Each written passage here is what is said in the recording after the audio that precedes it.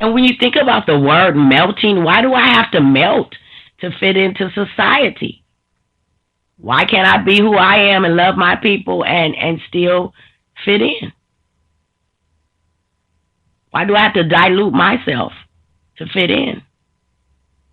Fallacy number one is that you can fit in. That's the first fallacy. You can reach a level of acceptability among white people, but you will never become one. Thus, you can never fit in. Fit in will always be with an asterisk next to it. It'll always be in quotations. You will never be able to fit in. Not fit in as become one. You can assimilate. You can become part of the program, but you cannot be a part of those who run the program. Right. That's never going to happen. So the first problem is that, why do I have to be melted down to fit in? First of all, we're not melting you down to fit you in. We are melting you down so that you lose your identity of what you were, so that you can conform to the shape of the pot. What is the purpose of a melting pot? The purpose of a melting pot is that the things you put in it conform to the shape of the pot itself.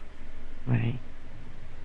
And you can choose to melt down really soft, or you can choose to melt down stiff, but you cannot choose to retain your previous shape. You can't choose that one. Right. And that's what they never tell you. That we need to melt you down because you have to lose that identity of being a square, being a circle, of being a lettuce leaf. You have to lose that identity. And if you think about it, you'll realize that that was exactly what the slave owners did on the plantations. Mm-hmm.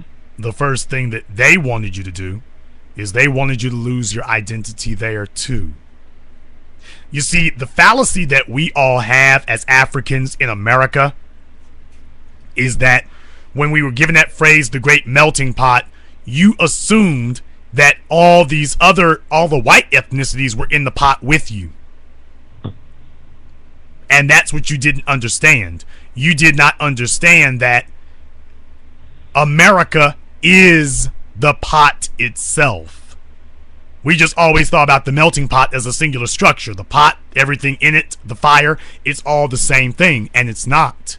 America is the pot, and all the rest of you are being placed in the pot so that you can gain a level of being of facilitating. The pot is here to make some form of facilitation for you. We can't use you like this big block you are. You have to get into the pot and leave your identity. Now, we as white people, I'm speaking for them right now, we as white people do not have to give up our identity. We're the pot.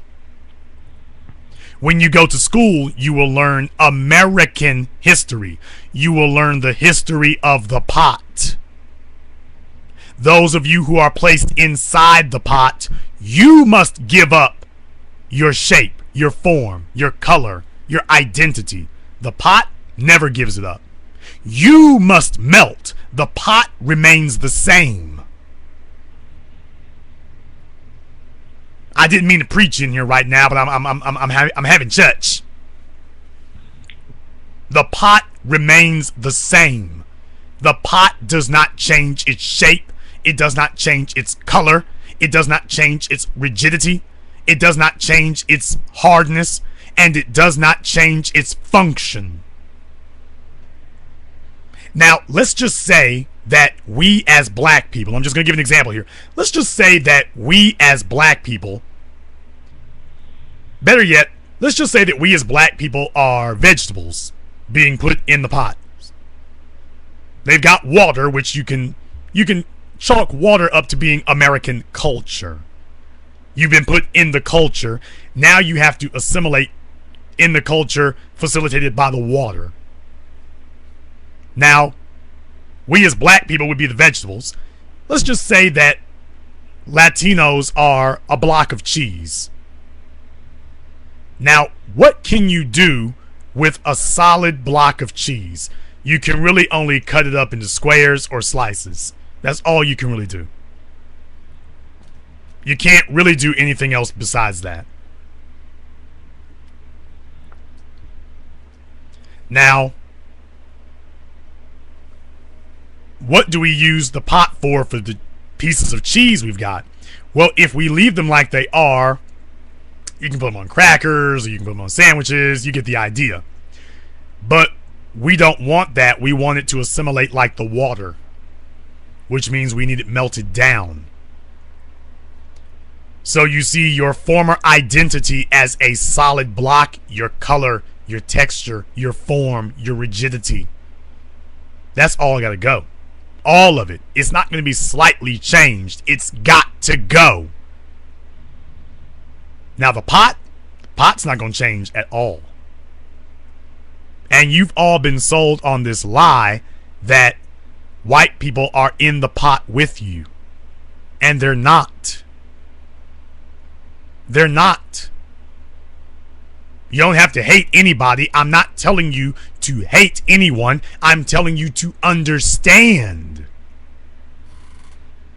that their perspective about the melting pot is totally different from yours.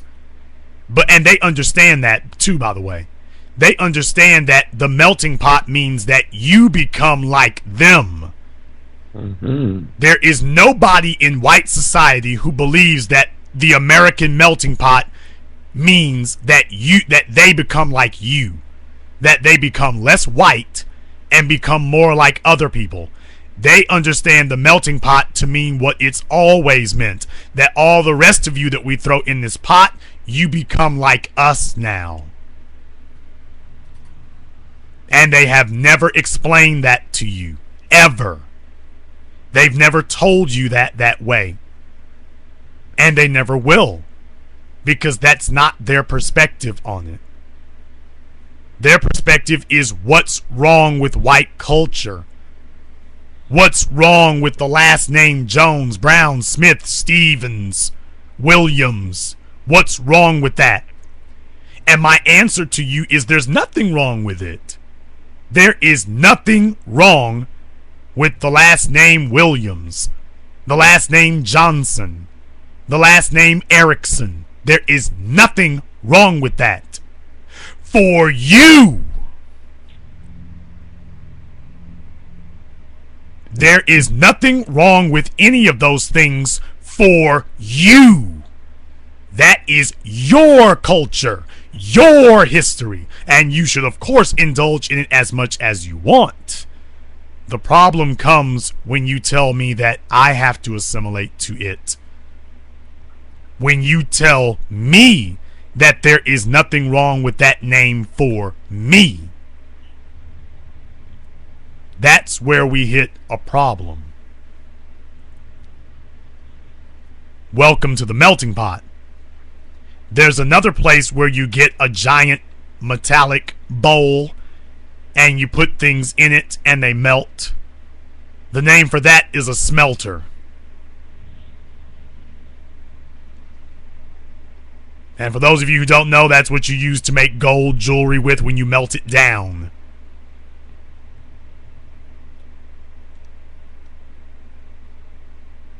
You throw things in a smelter, and that's a melting pot too. No, you all have never heard it explained like this. This is the only place on earth that gives you this type of insight and information that finally begins to detangle, decipher, and make sense of your life. You've been looking at everything the wrong way. Totally, completely the wrong way. That's why it doesn't work. That's why you understand the things you're hearing ain't quite right, but you don't know how to fight it. Because you can't actually define what it is of what you heard that was wrong. And that's what we do here. Everybody else out there wants to talk about your relationships and talk about chasing hoes and want to talk about Negro trinkets and buying new shoes. Other than Tariq, we're the only place And we go in depth in it. We're the only place that does it like this. The only place that does this. You will get this type of insight and analysis nowhere else. And it's a shame because every black person in America, Mona, this kind of conversation should be taking place in every single black home in America. It should be like the Talmud for Jewish people. Every single black person in America should be having this conversation with their children to debrief them about that melting pot thing. But we don't do that. We tell our kids, go to school, listen to what they say. They told you about the melting pot? Oh, good. Haven't said a word to your children about, what they teach you today? Oh, okay, that's great. Why don't you sit down, Jenny? Yeah, let me explain that melting pot to you, okay? Yeah. I know what Miss Harvitz told you it was. Now, I'm going to explain to you what it is.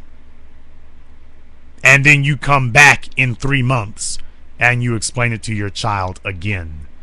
And then you come back 3 months after that and explain it to your child again. And then that summer, you explain it to your child again. And you keep explaining it until it's written on their DNA. And that way they don't go out into the world shocked by some of the things they've heard and some of the things they've experienced. That's how you avoid that. Caller from the 239, you're on live with the Black Channel. Just listening. Okay, I didn't mean to interrupt you while you were just listening. Okay. I ask them if they're listening, and then they sit there for a moment. Oh, was that me? Yes, that was you. Caller from the 832, you're on live with the Black Channel. Black First. Black First, brother. What's your name? Where you calling from? This is old Meccan descendant calling from Texas. What's on your mind, black man? Oh, just finding the show intriguing today, and definitely in full agreement that we have to learn that there is no such thing as a melting pot for us. We have to be us, because once we get melted down, our blackness and who we are is dissolved away and systematically been eradicated by this supposed melting pot. For people who don't know how metalworking works, speaking specifically about jewelry, for example. Now, you'll take gold. It doesn't matter how you get it. In most cases, they want you to have that other stuff. But usually you'll have like a little bowl that they call a crucible. If you have a small one.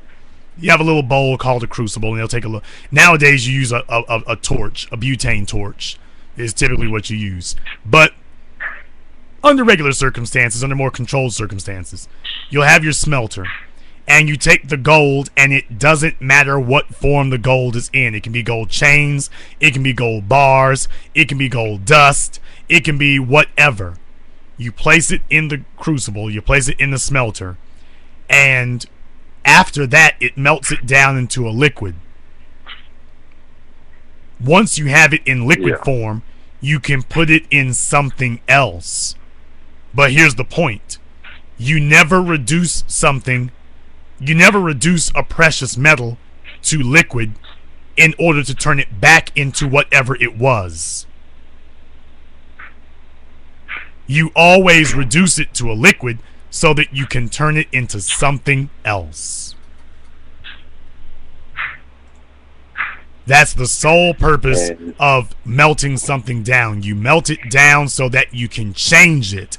How can you melt something down and it retain its former properties? That's not possible. Why would you even do that? You're melting it down because you don't like it the way it is. It needs to be different. And that's fine if you're the crucible. That's fine if you're the smelter. It's not fine if you're the gold.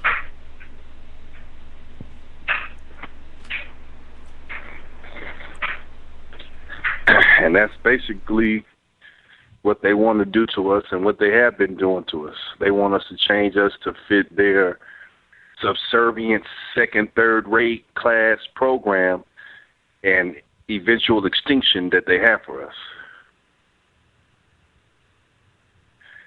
And that's not what the black woman and black man is supposed to be here for.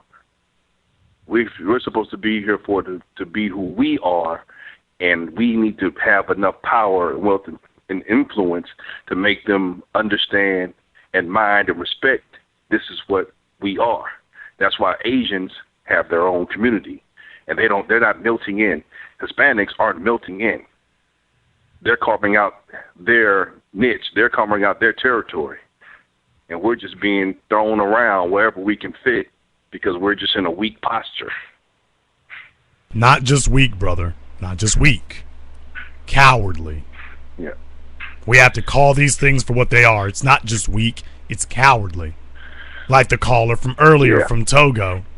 Eli is scared. I heard him. He's scared, and whatever occupier wants to come and smack him on the ass and call him their trick, he's not going to fight you. Okay, fine, I'll be your trick then. And that's what he says. And there's a group of us who go along with it, and a group of us who are saying, hell no.